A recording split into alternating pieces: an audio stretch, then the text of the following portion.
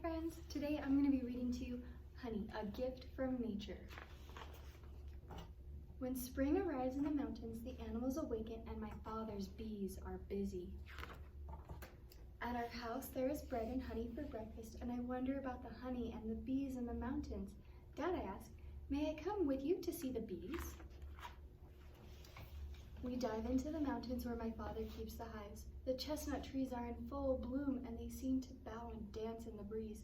The bees fly in and out of the hives and their buzzing makes it feel almost like the air around us is moving too. The bees return to the hives looking fat and heavy with nectar. There are so many chestnut trees and so many flowers that their legs are covered with pollen and their stomachs are very, very full. Their bodies are tiny but strong. I watch from a distance until my father opens the lids of the hives and fills them with smoke. The smoke will calm and confuse the bees, making it safe to come closer. I put my hat and veil, just in case, and join my father. He slowly lifts one of the frames from inside of the hive. The bees are swarming, crawling over both sides. Put your hand near them, he tells me. Slowly, I gather my courage and hold out my palm. I can feel the heat. My father shakes the frame and the bees fall off back into the hive. The hexagon-shaped honeycomb fills the frame with small plugs of beeswax holding in the honey. How does the nectar turn into honey? After the bees return, they transfer the nectar they have collected to the mouths of the bees that remain in the hive. These bees add enzymes from their bodies to the nectar. An enzyme is a protein produced by a living thing that causes a chemical reaction.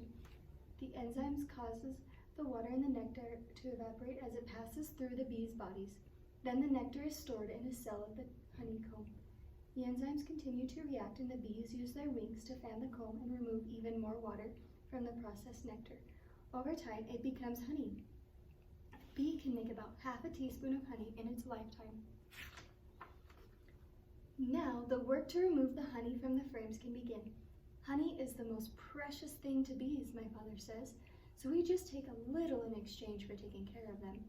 He gently knocks out the bees left on the frame, then carefully slices down the side, cutting off the plugs of wax. Then I take the frames and place them one after the other into the centrifuge. They're heavy with honey. We're going to collect a lot.